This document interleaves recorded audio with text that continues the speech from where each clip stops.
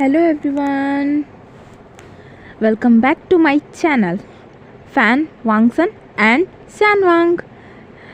So guys, आप सब कैसे हैं एंड आपको ये स्टोरी कैसी लग रही है मुझे कमेंट में बताइएगा. ओके तो चलिए हम अपनी story my dangerous dream is my protective shield का नेक्स्ट पार्ट 9 को स्टार्ट करते हैं. तो हमने लास्ट पार्ट में देखा था कि वीइंग को अच्छा फील नहीं हो रहा था, तो इसीलिए वो चला गया था किसी शांति जगह. तो हम आगे देखते हैं. वीइंग शहर से दूर एक पहाड़ी इलाके पे आता है और वो ऐसे जगह पे आता है ना जहाँ पे पूरी तरीके से ग्रीनरी था. मतलब हर जगह पेड़ पौधे थे. साथ में वो एक ऐसे माउंटेन पे आया था ना जहाँ से पूरा माउंटेन दिख रहा था. पूरा इतना अच्छा नज़ारा दिख रहा था ना. विंग उसी माउंटेन पे जाके जब वो उस नज़ारे को देखता है ना तो वो एक गहरी सांस लेता है और तब जाके उसको राहत मिलता है. वो मन में बोलता है अपने, मैं अपनी लाइफ में बहुत थक गया हूँ. यहाँ पे आके मुझे थोड़ा सा शांति मिल रहा है. ऐसा बोलकर वो अपनी आंखें खोलता है और फिर आसपास देखने लगता है कि वो जगह कितना ज़्यादा खूबसूरत है कि तभी उसकी नज़र ना वहीं पे एक साइड में एक छोटा सा टेम्पल था. मतलब ज़्यादा छोटा नहीं, ज़्यादा बड़ा नहीं, एक टेम्पल था. तो विंग उस टेम्पल में चला जाता है, अपने शूज़ को खोलता है और उसके बाद उसके अंदर जाता है. तो वहाँ पे देखता है कि वो वहाँ पे कोई एक लेडी गॉड है. तो वहाँ पे वो जाता है और कुछ अगरबत्ती बगल में अगरबत्तीस रखे हुए थे. तो वहाँ पे से वो कुछ ले लेता है 2 या 3 और उसको जलाता है. और उसको जलाने के बाद उससे प्रेयर करने लगता है. वो बोलता है, गॉड प्लीज़ मेरी लाइफ को ठीक कर दीजिए. आखिर मेरे साथ क्या हो रहा है मेरी लाइफ में, मुझे क्यों वो सारे ड्रीम्स आ रहे हैं. आपने बचपन में ही मेरे मॉम डैड को मुझसे दूर कर दिया है. अब किससे अब क्या अब क्या चाहते हैं आप? क्या आप मुझे भी ले जाना चाहते हैं अपने साथ या फिर मेरी इस फैमिली को भी? वो बहुत रोने लगता है वहाँ पे प्रेयर करते करते. और फिर वहाँ पे वो उस अगरबत्ती को खोज देता है. फिर वो वहाँ से उठता है. उठने के बाद उस गॉड को प्रणाम करता है और फिर बाहर आ जाता है. बाहर आने के बाद वो एक बड़े से पत्थर पे जाके बैठ जाता है. और वहाँ पे बैठने के बाद वो सोचने लगता है कि कैसे वो 18 साल का था. अपने बर्थडे वाले दिन वो बहुत ज़्यादा खुश था. वो अपने दोस्तों के साथ पार्टी किया था, मस्ती किया था. फिर उसके कुछ दिनों बाद उसके ब्रदर की शादी होने वाली थी. तो वो बहुत ज़्यादा खुश था कि उसके लाइफ में सब कुछ अच्छा जा रहा है. उसके बाद उसके ब्रदर की शादी भी हो जाती है. शादी होने के बाद वो उसे कुछ अच्छा फील नहीं होने लगा था. मतलब उसे मन में घबराहट होने लगी थी. फिर एक दिन तो उसको एक ड्रीम भी आया जिसमें वो बिल्कुल अकेला था. वो एक सुनसान सड़क पे था. उसके अगल बगल बहुत ही ज़्यादा डरावना वाइब्स था. वो बहुत ज़्यादा घबरा गया था. वो दौड़ के जा रहा था वहाँ से. वो उस जगह से बस दूर जाना चाहता था. उसे बस अपनी फैमिली चाहिए थी. वो बहुत दूर जाना चाहता था. लेकिन वो रास्ता जैसे कि ख़त्म होने का नाम ही नहीं ले रहा था. तो वो दौड़ते गया. वो एक जंगल में आ गया और जंगल में आने के बाद वहाँ पे छुप गया वो, और उसे लग रहा था कि वो पूरा जंगल ही उसे खाना चाह रहा है। वो बहुत ज़्यादा डर गया था, वो वहाँ से भी भागना स्टार्ट कर दिया था। वो बहुत ही इतना ही दौड़ रहा था, इतना दौड़ रहा था, फिर भी उसे उसे उसकी मंजिल नहीं मिल रही थी। उसे ये पूरी जगह खतरों से भरी और डरावनी लग रही थी। ऐसा लग रहा था कि अभी सब लोग उसको नोच डालेंगे, मार डालेंगे। और ये सब सपना देखते देखते वो झटके से उठ गया था। उसके बाद से उसके साथ इतनी बुरी बुरी हरकतें हुए। जब वो सो के उठा तो वो रूम के बाहर गया और उसे दिखाई दिया उसके सामने एक काली बिल्ली है जो कि उसे घूर के देख रही है और उसे देख के बहुत ज़ोर ज़ोर से चिल्ला रही है। और वो जब बैल्कनी में गया, वो इस चीज़ से बहुत डर गया था, बिल्ली के चिल्लाने से। और वो जब बैल्कनी में गया तब उसने देखा कि उस टाइम पे मून वो पूरा रेड था, पूरी तरीके से गोल और रेड, जैसे कि रेड मून नाइट हो। एक बहुत ही ज़्यादा डरावना लुक था वो, और विंग बहुत बहुत ज़्यादा डर गया था। और वो 3 से 4 दिन तक, समझ लो 1 हफ्ते तक वो बेड से नहीं उतरा था। उसे इतनी तेज़ फीवर आ गई थी, वो बहुत ही ज़्यादा डरा हुआ था। उसके अडॉप्टेड फैमिलीज बहुत ज़्यादा टेंशन में थे। बहुत सारे डॉक्टर्स, बहुत सारे लोगों को बुलाया गया ताकि उसे ठीक कर सके। और फाइनली कुछ दिन बाद विंग ठीक होता है, लेकिन उसके बाद से उसकी लाइफ जैसे हेल बन चुकी थी। हेल, एक जीती जागती हेल। उसे रोज़ रात कोई ना कोई एक डरावना सपना आता था। उसे अपने आसपास बिल्कुल भी अच्छा फील नहीं होता था। वो अकेला फील करता था। वो रो भी नहीं पाता था किसी के सामने। हंसता हुआ चेहरा सबको दिखाना पड़ता था उसे। वो अपने दिल में कितना ज़्यादा दर्द छुपा के रखा था, किसी को भी उसने नहीं बताया कि उसे एक बैड ड्रीम्स आते हैं, वो भी हर रात, जिसके कारण से वो कभी 2 बजे तो 2:30 बजे रात को वो उठ जाता है और उसे इतना ज़्यादा डर लगता है अकेलेपन से। वो किसी को नहीं बताया, सारी तकलीफ़ को वो खुद में ही सहता गया। आखिरकार एक दिन उसके दोस्त नी हुसैन ने उससे पूछा, वीन, तुम्हें क्या हुआ है? आखिर तुम इतने पेल क्यों लग रहे हो? तुम्हें कुछ तो हुआ है प्रॉब्लम, मुझे बताओ। वीन ने कहा, नहीं नी हुसैन, मुझे कुछ नहीं हुआ है, मैं ठीक हूँ, तुम्हें दिख नहीं रहा, मैं स्माइल कर तो रहा हूँ। तो नी हुसैन ने कहा, मैं तुम्हें बेवकूफ़ दिखाई देता हूँ क्या? तुम यूं ही हे कर दोगे, मैं यकीन कर लूँगा क्या? सच सच बताओ, क्या बात है? और सच बोलना, झूठ नहीं। उसके बाद वीन सारी बात नी हुसैन को बताता है, जिसके बाद नी हुसैन शॉक्ड हो जाता है। उसके बाद वो विंग को हक करता है और बोलता है, कोई बात नहीं, मैं हूं ना तुम्हारे साथ, और तुम चिंता मत करो, हो सके तो ये खाली तुम्हारा एक वहम हो और शायद कभी ठीक हो जाए। तो विंग ने कहा, बहुत टाइम हो गया नी हुसैन, 2-3 महीने हो गए हैं इस ड्रीम को आते हुए। मुझे बहुत ज़्यादा डर लगता है। मुझे रातों को मुझे बिल्कुल भी ठीक फील नहीं होता है।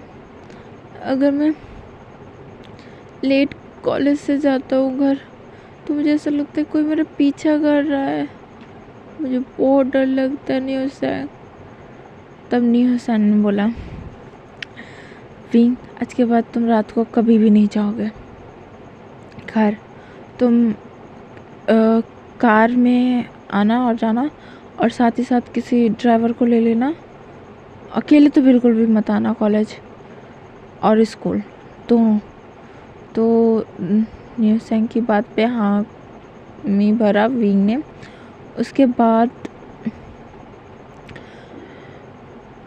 न्यूसैन उसकी हर एक चीज़ में उसको सपोर्ट करता था, उसके साथ रहता था और हर वक्त उसे बस स्माइल करवाने की कोशिश करता था।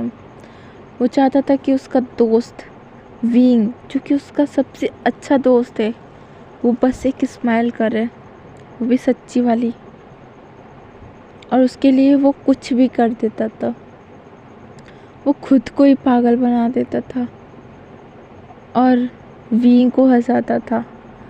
और विंग की वो प्यारी सी क्यूट सी बनी वाली स्माइल देख के न्यूसैन के फेस पे भी एक प्यारी सी स्माइल आ जाती थी। और वो दिल में थोड़ा सा सुकून मिलता था उसे कि कम से कम उसका दोस्त हंस तो पा रहा है। रात को वो रोता है तो क्या हुआ, दिन में तो हंस लेता है। ऐसे करते करते कब 18 साल से अब 20 साल हो गया है। 20 साल का हो गया है विंग, बट अभी तक उसे वो ड्रीम्स आ रहे। 3 साल लगातार उसे ये ड्रीम्स आ रहे हैं और विंग को इस ड्रीम से पता नहीं कब छुटकारा मिलेगा। ये सब चीज़ विंग सोच रहा था और ये सब सोचते सोचते ना उसके आंखों में ना आंसू आ जाता है। तभी उसके कंधे पे कोई हाथ रखता है तो विंग फटाफट अपनी आंसुओं को पोंछता है और पीछे घूमता है। तो वो देखता है वहाँ पे एक ग्रैंड माँ खड़ी थी। तो विंग उनको देखता है और उसके बाद उन्हें पहले ग्रीट करता है और पूछता है कि ग्रैंड माँ आप यहाँ क्या कर रही हैं इतने सुनसान जगह पे। तो ग्रैंड माँ ना पहले विंग को गौर से देखती है, पूरा ऊपर से नीचे, और फिर एक स्माइल करती हैं और फिर बोलती है मैं यहीं पे रहती हूँ बगल में ही, वो देख रहे हो झोपड़ी। तो विंग ने हामी भरा। फिर उसके बाद वो ग्रैंड माँ बोलती है वो वहीं पे रहती है। तो फिर विंग ने कहा अच्छा ये तो अच्छी बात है, आपको इतना खूबसूरत नज़ारा हर वक्त देखने को मिलता होगा। तो फिर वो ग्रैंड माँ ने कहा कभी कभी इंसान उस चीज़ से खुश नहीं हो पाता जो उसके पास है, उसे वो चीज़ चाहता है जो उसके पास नहीं है। तो विंग कंफ्यूज होता है और पूछता है मतलब आप कहना क्या चाहती हैं। तो फिर ग्रैंडमा स्माइल करती है, वो बोलती है कुछ नहीं। फिर उसके बाद विंग बोलता है वैसे आप यहाँ। तो फिर ग्रैंडमा बोलती है मैंने तुम्हें देखा यहाँ पे अकेले बैठे हुए, यहाँ पे कोई जल्दी आता नहीं, तो तुम्हें देखा तो मैं आ गई। वैसे बेटा तुम जिसे अपना दुश्मन समझते हो ना वो तुम्हारा दोस्त है, और जो तुम्हारा दोस्त जिसे तुम दोस्त समझते हो, जिसे तुम अपना समझते हो, वो तुम्हारा एक दुश्मन है। ये सुन के विंग और कंफ्यूज। फिर उसके बाद जो विंग है वो पूछता है आप कहना क्या चाह रही हैं। तो वो ग्रैंडमा बोलती है तुम्हें कोई ड्रीम्स आते हैं रोज़ रात को 18 साल से ही, जब तुम 18 साल के थे तब से ही। ये सुन के विंग शॉक्ड। फिर वो पूछता है आपको कैसे पता। तो फिर जो वो ग्रैंड माँ थी वो एक स्माइल करती है और बोलती है तुम्हें वो ड्रीम्स तुम्हारा एक डेंजरस पार्ट है जिसे तुम्हें दिया गया है जानबूझकर। फिर विंग और कंफ्यूज हो जाता है और पूछता है आप कह क्या रही हैं। फिर उसके बाद वो जो ग्रैंडमा रहती हैं वो बोलती हैं तुम अपने ड्रीम्स में उस इंसान से भागते क्यों हो। तो फिर विंग बोलता है क्योंकि वो मुझे हार्म पहुंचाएगा। तो वो ग्रैंडमा हंसने लगती है वो। फिर वो बोलती है बेटा वो तुम्हें चोट पहुंचाने के लिए नहीं आता है, वो तुम्हें प्रोटेक्ट करता है, वो तुम्हारा एक प्रोटेक्टिव शील्ड है, वो तुम्हें शील्ड की तरह एक प्रोटेक्टिव शील्ड की तरह वो तुम्हें प्रोटेक्ट करता है ताकि तुम्हें कुछ हार्म ना हो। फिर विंग बोलता है क्या ही फ़ायदा, जब मैं सो के उठता हूँ तब मुझे कहीं ना कहीं से कट लग के ब्लड निकला ही रहता है। मेरी बॉडी में पता नहीं कितने मार्क्स होंगे, कहाँ कहाँ पे चोट लगे होंगे, मुझे तो ये भी नहीं याद है। फिर ग्रैंडमा ने कहा बेटा तुम जो चीज़ सोचते हो सकता है कि वो गलत भी हो। ग्रैंडमा अब क्या कहना चाहती हैं आप, साफ साफ कहिए ना। आखिर वो इंसान है कौन और वो मेरे ही ड्रीम में क्यों आता है। आप कह रही वो प्रोटेक्टिव शील्ड है, और अगर वो मेरा प्रोटेक्टिव शील्ड है तो वो इसके आगे वो कुछ बोल ही नहीं पाते। फिर वो ग्रैंडमा हंसने लगती हैं और बोलती हैं बेटा वो कोई मामूली इंसान नहीं है। तो विंग कंफ्यूज, क्या वो मामूली इंसान नहीं है तो क्या कोई घोस्ट है, उसके मन में यही सवाल था। फिर ग्रैंडमा बोलती है नहीं वो कोई घोस्ट भी नहीं है। ये सुन के विंग शॉक्ड, इन्होंने मेरा माइंड कैसे पढ़ लिया। फिर ग्रैंडमा ने कहा मैंने तुम्हारा कोई माइंड नहीं पढ़ा है, तुम्हारे चेहरे का जो एक्सप्रेशन है ना वो ही बता रहा है कि तुम क्या सोच रहे हो। चलो छोड़ो इस बात को। हाँ सुनो, वो इंसान वो जिस अल्फ़ा को तुम देखते हो ना अपने ड्रीम में, वो तुम्हारा फ्यूचर हस्बैंड है। ये सुन के विंग शॉक्ड, क्या ग्रैंडमा आपको कोई मिला नहीं क्या मजाक करने के लिए। मेरा फ्यूचर हस्बैंड मेरे सपने में आता है। तो फिर उसने कहा अगर वो मेरा फ्यूचर हस्बैंड है तो वो अपना शक्ल क्यों नहीं दिखाता है मुझे।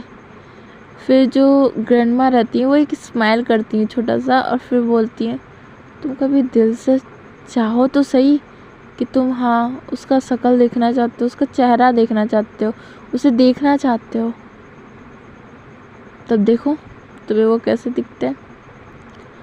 फिर विंग बोला कुछ भी, हाँ ऐसे बोल के वो नॉर्मल होके सीधे बैठ जाता है। फिर उसके बाद वो ग्रैंडमा बोलती है बेटा वो सच में तुम्हारा फ्यूचर हस्बैंड है और वो तुम्हें प्रोटेक्ट कर रहा है ड्रीम में तुम्हें बुरे लोगों से।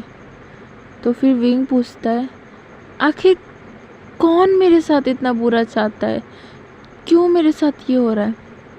फिर उसके बाद ग्रैंडमा उसे कुछ बात बताती है, ये बात हमें बताया नहीं जाता है, ये बाद में हमें पता चलेगा इस बारे में। जिसे सुन के ना विंग बहुत ही बुरी तरीके से शॉक्ड हो जाता है। फिर विंग पूछता है आपको कैसे पता। तो फिर उस ग्रैंडमा ने ना इस सवाल का कोई जवाब नहीं देती है और फिर उसके बाद वो स्माइल करने लगती है। फिर विंग बोलता है आपने कहा कि जो मेरे ड्रीम में आता है मुझे प्रोटेक्ट करता है एक शील्ड की तरह, वो मेरा फ्यूचर हस्बैंड है। लेकिन वो फ्यूचर हस्बैंड कैसे हो गया, मेरी तो कुछ ही टाइम में शादी होने वाली है, मेरा कल ही मैं इंगेजमेंट है मेरे हस्बैंड के साथ, मेरे फ्यूचर हस्बैंड के साथ। तो फिर ग्रैंडमा ने स्माइल किया हाँ तो वो भी तो तुम्हारा फ्यूचर हस्बैंड ही है ना जो तुम्हारे ड्रीम में आता है। तो फिर विंग ने कहा कैसे, मेरी शादी तो लान वांग जी के साथ हो रहा है जो कि बचपन में ही तय हो गया था, और उसके साथ ही मेरी शादी होनी लिखी है, तो वो ड्रीम वाला बॉय मेरा फ्यूचर हस्बैंड कैसे हुआ? के आ? क्या? नहीं नहीं नहीं नहीं, नहीं। ग्रैंडमा अब बोल दीजिए कि ये झूठ है, ये झूठ है, बोल दीजिए। तो ये सुन के ना वो जो ग्रैंडमा रहती है ना वो हंसने लगती है जोर जोर से और बोलती है बेटा वही है तुम्हारा फ्यूचर हस्बैंड। फिर विंग बोलता है क्या? लान वांग जी मेरे ड्रीम में उसे पता है कि मैं ड्रीम देखता हूँ, वो भी bad dream. Oh my God, उसे पता है वो मेरे ड्रीम में आता है, इसका मतलब वो जो अल्फा है वो लान वांग जी ही है और वो ही मुझे प्रोटेक्ट करता है। नहीं नहीं नहीं, ऐसा कैसे हो सकता है? बिल्कुल नहीं, ऐसा नहीं हो सकता है, ये झूठ है। तो फिर जो ग्रैंडमा रहती है ना वो हंसती हैं और फिर बोलती हैं ठीक है, तुम्हें यकीन नहीं है तो तुम अपने ड्रीम्स में खुद ही उससे देख लेना। फिर विंग बोलता है हाँ, इस बार मैं भागूंगा नहीं, इस बार मैं उस अल्फा का चेहरा देख के रहूँगा, आखिर है कौन वो। ऐसा बोल के वो मुँह टेढ़ा करता है। फिर भी वो ग्रैंडमा हंसती हैं और फिर बोलती हैं अच्छा तुम घर जाने से पहले ये चीज़ लो। ऐसा बोल के वो अपना हाथ आगे करती हैं तो उनके हाथ में ना दो चीज़ थी, एक तालिस्मान टाइप कुछ कागज़ था, मतलब एक तालिस्मान था और साथ में एक तावीज़ था। तो विंग पूछता है ये क्या है? तो फिर ग्रैंडमा तालिस्मान को दिखाते हुए बोलती हैं इस तालिस्मान को तुम अपने तकिए के नीचे रखना और इस तावीज़ को तुम अपने गले में नहा धोवा कर शुद्ध मन के साथ पहनना। तो फिर विंग ने कहा ओके ठीक है, पर इससे क्या होगा? तो ग्रैंडमा ने कहा ये तुम्हें प्रोटेक्ट करेगा। फिर विंग ने कहा ठीक है दीजिए। और फिर वो बोलता है अच्छा ग्रैंडमा बहुत लेट हो गया है, अब मुझे जाना होगा। तो फिर वो ग्रैंडमा बोलती है हमेशा खुश रहो और सारे दुख तुमसे दूर हो जाए, ये बोल के एक स्माइल करती हूँ। फिर उसके बाद वो विंग ना वहाँ से जाने लगता है। तो वो ग्रैंडमा बोलती है बचपन से तुमने दुख सहा है लेकिन अब नहीं, अब तुम्हारी लाइफ में सिर्फ और सिर्फ खुशियाँ हैं। ऐसा बोल के वो स्माइल करती हैं। इधर विंग जब जा रहा था ना तो वो पीछे मुड़ के देखता है तो वो देखता है कि वो ग्रैंडमा वहाँ पे है ही नहीं और ये देख के शॉक्ड, अरे वो ग्रैंडमा कहाँ गई, वो अभी तो यहीं थी। फिर उसके बाद वो बोली, मतलब विंग बोला अगर वो अपने घर पे जाती तो उनको थोड़ा टाइम लगता क्योंकि वो ग्रैंडमा है, वो सही से चल नहीं पाती। ऐसा बोल के वो पूरी जगह देखता है और उस दिशा में भी देखता है जहाँ पे उन्होंने अपना घर दिखाया था, लेकिन वहाँ पे कोई घर नहीं था, वहाँ पे सिर्फ और सिर्फ पेड़ था, वहाँ पे कुछ भी नहीं था। ये देख के विंग थोड़ा डर जाता है। फिर उसके बाद बोलता है अपने हाथों को देख के बोलता है कि क्या मैं भरोसा करूं? फिर विंग बोला करके देख लेता हूँ। ऐसा बोल के फिर वो उस टेंपल पे, मतलब टेंपल की तरफ देखता है, उसके बाद उसे वो करता है, मतलब उसे प्रणाम करता है और फिर वो भाग जाता है अपने घर की तरफ। वहाँ पे बैठता है, चैन की सांस लेता है और फिर वो घर वापस आ जाता है। घर वापस आता है और घर में जाता है। जाने के बाद वो उस तालिस्मान को अपने तकिए के नीचे रख देता है और फिर वो उस ताबीज़ को भी तकिए के नीचे रख देता है और उसके बाद वो शावर लेता है, एक काफ़ी स्मूथ शावर लेता है। रिलैक्सिंग शावर लेने के बाद वो बाहर आता है, क्लोथ्स को वेयर करता है। उसके बाद वो उस तावीज़ को लेता है और उसे अपने सर से टिकाता है और उसे मतलब अच्छे से प्रेयर करता है कि प्लीज़ मुझे प्रोटेक्ट कीजिएगा और मुझे ये सब ड्रीम्स दिखाना बंद कर दीजिए। फिर ऐसा बोल के वो उस तावीज़ को अपने गले में पहन लेता है। जैसे ही वो पहनता है ना, तो जो तावीज़ रहता है ना, थोड़ा सा वो चमकता है, फिर वो बुझ जाता है। और फिर वीइंग ना उस तावीज़ को अपने कपड़े के अंदर कर लेता है और फिर वो रूम से बाहर आता है। रूम से बाहर आने के बाद वो मेड से पूछता है कि ये सब कहाँ है। तो फिर मेड बोलती है सब थोड़ी देर में ही डाइनिंग टेबल पे आने वाले हैं। तो विंग हाथ में सर हिलाता है और वो डाइनिंग टेबल की तरफ चला जाता है क्योंकि डिनर का वक्त हो गया था। तो विंग डाइनिंग टेबल पे बैठ जाता है और बाकी सब भी आ जाते हैं वहाँ पे। लान वांगजी भी आ जाता है। फिर उसके बाद जो विंग के बगल में ही मतलब ऐसा होता है ना कि मतलब जो लंबी वाली टेबल रहता है डाइनिंग टेबल, तो 2 लोग रहते हैं जो कि लंबाई में मतलब आमने सामने बैठते हैं। तो एक तरफ तो जियांग फैमिया बैठे रहते हैं, लेकिन दूसरी तरफ विंग बैठा रहता है। नहीं, विंग नहीं, वांगजी बैठा रहता है और वांगजी के बगल में ही विंग बैठा रहता है। और दूसरी तरफ सारी मतलब लूसी बैठी रहती है और यानली बैठी रहती है और साथ में मैडम यू बैठी रहती हैं। और इस तरफ जैंग चैन बैठा रहता है और जैंग फैमिया बैठे रहते हैं और विंग और वांगजी सब बैठे रहते हैं। और मेड्स जो रहते हैं वो खाना सर्व करते हैं और फिर सब खाना खाना स्टार्ट कर देते हैं। तो इस तरफ जो वांगजी रहता है ना, वो बोलते हैं तुमने आज दिन भर क्या किया। तो विंग बताता है कि वो अपने दोस्त वो मतलब थोड़ा सा उसे अच्छा फील नहीं हो रहा था, तो वो चला गया था किसी खाली जगह पे, पहाड़ी जगह पे। वो वहाँ पे थोड़ा सा फेस एयर लेने गया था। तो वांगजी स्माइल करता बोलता है तुमने लिया। तो फिर विंग मुँह टेढ़ा करते हुए बोलता है ऑफ कोर्स, वहाँ जाऊँगा मैं तो लूँगा ही ना। तो वांगजी स्माइल करता बोलता है गुड बॉय। ऐसा बोल के ना वो अपनी स्पून से विंग को खाना खिलाता है। तो विंग पहले उसको देखता है और फिर उस स्पून को देखता है जिसमें फूड था। फिर उसके बाद वो चुपचाप खा लेता है और वांगजी खुद भी खाता है और विंग को भी खिलाता है। और विंग अपना स्पून छोड़ ही दिया था और वो वांगजी से ही खा रहा था।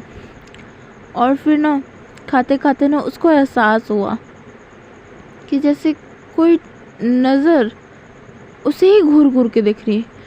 ये एहसास होते ही ना विंग को मतलब थोड़ा सा अनकंफर्टेबल फील होने लगता है और फिर ना धीरे से अपनी नज़रों को ना इधर उधर हिलाता है कि मतलब कौन देख रहा है मुझे। तो देखता है कोई भी मेड उसकी तरफ नहीं देख रहा है। और फिर उसने देखा कि जैंग चैन भी अपना खाना खा रहा है और जैंग फैमिया भी अपना खाना खा रहा है और वांगजी तो उसी में बिजी है और मैडम यू भी अपना खाना खा रही है और यानली भी अपना खाना खा रही है। लेकिन लूसी, जियांग लूसी, वो खाना तो खा रही है लेकिन साथ में घूर घूर के विंग को देख रही है। ये देख के विंग थोड़ा डर जाता है और फिर वो ना तुरंत अपनी नज़रों को झुका लेता है और चुपचाप वांगजी के हाथों से खाना खाने लगता है। वो काफ़ी ज़्यादा नर्वस हो गया था। और जब वांगजी ये नोटिस करता है ना और फिर उसे भी समझ में आता है कि लूसी उसे घूर रही है, तो वो ना मतलब थोड़ा सा मतलब गुस्से वाले अंदाज में मतलब एंग्री वाला आइस लेके वो लूसी की तरफ देखता है। और जब मतलब वो तो विंग की तरफ ही घूर घूर के देख रही थी, तो जब उसकी नज़र वांगजी पे जाती है ना तो वो शॉक्ड हो जाती है। मतलब वो थोड़ा डर जाती है कि वांगजी उसे कैसे घूर घूर के देख रहा है, जैसे उसे अभी ये मार डालेगा। उसके बाद वो तुरंत अपने नज़रों को नीचे कर लेती है और वो चुपचाप खाना खाने लगती है। और जब वांगजी फिर अपने आँखों को नॉर्मल करता है और फिर वो प्यार से बोलता है लो लो खाओ मेरा क्यूट वाइफी, ऐसा बोल के उसके साथ फ्लर्ट करते हुए उसको खाना खिलाता है। और डाइनिंग टेबल पे बाकी जितने भी लोग थे ना वो कुछ नहीं बोलते लूसी को छोड़ के, क्योंकि लूसी बहुत गुस्से में खाना खा रही थी। पता नहीं उसको क्या चिढ़ हो रहा था। फिर उसके बाद जो विंग रहता है ना, वो डिनर करने के बाद वो अपने रूम के तरफ जा रहा था। सब लोग लिविंग रूम में बैठे हुए थे, तो वांगजी उसके पास आता है और पूछते हैं, विंग तुम कहाँ जा रहे हो? तो फिर वो बोलता है, मैं थोड़ा टायर्ड हूँ तो मैं जा रहा हूँ अब सोने। तो फिर वांगजी बोलता है, चलो मैं तुम्हें छोड़ देता हूँ। ऐसा बोल के वो दोनों अब विंग के रूम की तरफ जा रहे थे और वांगजी विंग के पीछे पीछे जा रहा था, विंग आगे आगे जा रहा था। फिर जब विंग का रूम आता है ना, तो वो पीछे मुड़ता है, वांगजी की तरफ देखता है और बोलता है, अब तुम वापस जाओ अपने रूम में, मैं अब जा रहा हूँ सोने। ऐसा बोल के वो मुड़ के रूम में जाने ही वाला था कि तभी वांगजी उसको मतलब गेट पर उसे पिन कर देता है और फिर बोलता है, अपने लिप्स को लिक करते हुए बोलता है, मेरा डिनर तो देते जा। तो फिर विंग कंफ्यूज होके बोलता है, अभी तो तुमने खाना खाया, तुम्हारा पेट नहीं भरा क्या? तुम कितना खाना खाते हो? अगर तुम्हें भूख लगे तो जाके किचन में खाना मांगो ना, यहाँ पे क्यों आ रहा है मेरे पास? फिर वांगजी बोलता है, मुझे जो खाना चाहिए, मुझे जिस चीज़ का भूख लगा है वो तो मुझे किचन में नहीं मिलेगा, वो तो मुझे तुम्हारे ही पास मिलेगा ना। ऐसा बोल के विंग को कुछ भी सोचने का ना टाइम नहीं देता है और वो उसके लिप्स पर हमला कर देता है। और उसके बाद तो जैसे उसे कैंडी की तरह उसे चूसने लगता है उसके लिप्स को, और कभी अपर लिप्स को तो कभी नीचे की लिप्स को, दोनों लिप्स को वो मतलब सक ही किया जा रहा था। और जब वो सेटिस्फाई हो जाता है विंग को किस करके, तब वो अलग होता है और फिर अपने लिप्स को लिक करते हुए बोलते हैं, बहुत अच्छा स्वीट और टेस्टी डिनर था।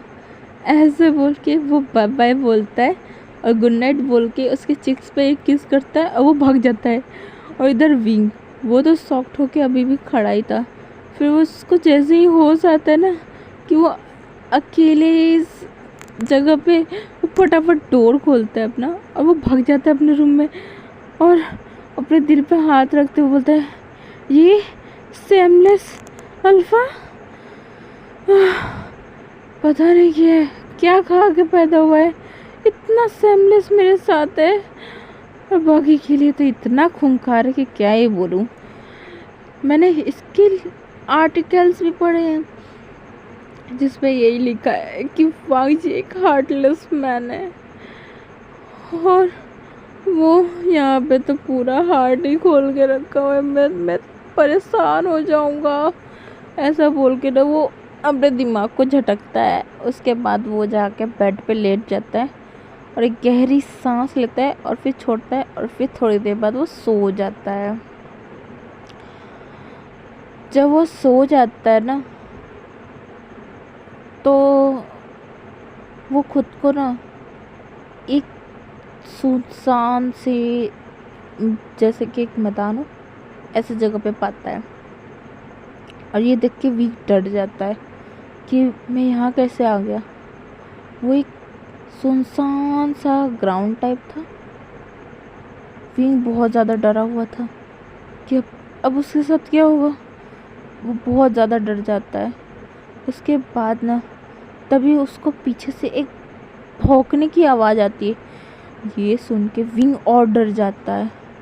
फिर जब वो पीछे मुड़ के देखता है ना डरते डरते, तो वो देखता है कि उसके पीछे एक डॉग है, जिसे देख के वो और डर जाता है। और वो डॉग जैसे जैसे उसके पास आ रहा है, वैसे वैसे वो बड़ा होते जा रहा है, बड़ा होते जा रहा है, बड़ा होते जा रहा है। और विंग ये देख के ना वो बहुत डर जाता है और वो भागना स्टार्ट कर देता है। और वो हेल्प हेल्प करके बहुत दूर तक भागना स्टार्ट कर देता है। लेकिन भागते भागते वो एक टाइम पे वो थक जाता है और वो गिरने ही वाला था कि तभी उसे किसी ने पकड़ लिया और उसे अपने तरफ खींच लिया, बहुत टाइट उसे हक कर लिया। और तभी विंग ने देखा उस डॉग के बदन पे आग लग रहा है और वो डॉग धीरे धीरे जल रहा है, वो जल के राख हो रहा है। ये सब देख के विंग इतना ज़्यादा डर गया था ना, वो ज़ोर ज़ोर से रो रहा था और चिल्ला रहा था बहुत ज़ोर ज़ोर से। और वो जो अल्फ़ा आया था ना उसके पास, वो उसे शांत करने की कोशिश कर रहा था, लेकिन विंग है जो कि बहुत ज़ोर ज़ोर से रो रहा था।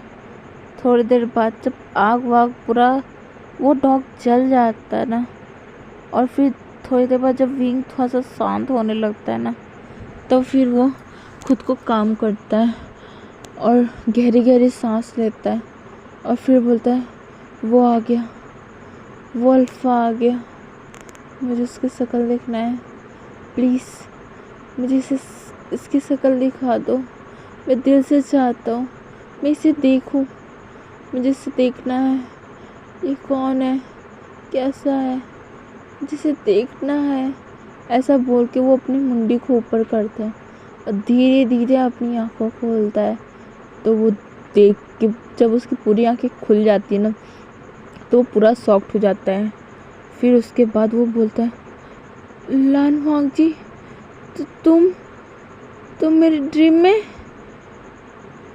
फिर वो मन में बोलता है, यानी कि ग्रैंडमा ने सही कहा था।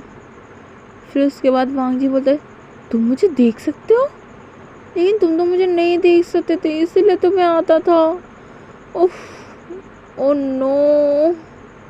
फिर विंग बोलते हैं, तुम मेरे ड्रीम में कैसे आते हो, वो भी हमेशा रोज, ये सब कैसे। तो फिर वांग जी बोलता है, विंग देखो, मैं तुम्हें सब बताऊंगा, लेकिन अभी सही टाइम नहीं आया है और अभी हम ड्रीम्स में हैं, तुम्हारे ड्रीम्स में, तुम अपनी जगह तो देखो। फिर विंग अपने आसपास देखता है, तो देखता है वो अपने ड्रीम में है और हर जगह आग फैली हुई है और वो डॉग की भी बदन पे आग लगी हुई है, इसलिए वो चुप हो जाता है। फिर उसके बाद वांग जी बोलता है, क्या हम कहीं और चले। फिर विंग बोलता है, हम ड्रीम्स में हैं।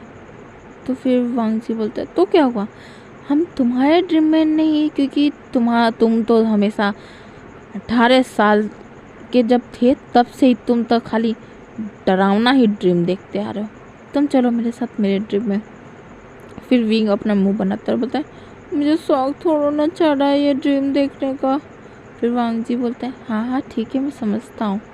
फिर उसके बाद वो बोलता है, चलो चलो मेरे साथ मेरे ड्रीम में। फिर विंग भी हाँ कर देता है। फिर उसके बाद वो उसे टाइटली हग कर लेता है और फिर अपनी आंखें को बंद करते हुए बोलता है, पर तुम मुझसे दूर मत हो ना, मुझे बहुत डर लग रहा है, मुझे बहुत डर लग रहा है वांग जी। फिर वांग जी बोलता है, मैं दूर नहीं जा रहा हूँ, तुम अपनी आंखें तो खोलो, देखो हम कहाँ हैं। फिर विंग अपनी आंखों को खोलता है और अपनी आंखों के सामने जो देखता है ना, उसे देख के वो शॉक्ड हो जाता है। सो गाइस, आज का पार्ट हम यहीं तक रखते हैं। अब हम नेक्स्ट पार्ट में देखते हैं कि विंग वांग जी के ड्रीम में ऐसा क्या देखा है जिससे वो शॉक्ड हो गया है, इतना ज़्यादा सदमे में पहुंच गया है वो। हम ये सब नेक्स्ट पार्ट में देखेंगे। ओके, अभी तक के लिए इतना ही। और आप लोग मुझे कमेंट करके ज़रूर बताइएगा कि आपको ये स्टोरी कैसी लगी है। और हाँ, अगर स्टोरी पसंद आई है, मेरी वीडियोस पसंद आ रही है, तो मेरी वीडियोस को लाइक कीजिए, चैनल को सब्सक्राइब कीजिए, बेल आइकन को बजाना बिल्कुल भी मत भूलिएगा। ओके, सो बाय बाय, अपना ख्याल रखिएगा।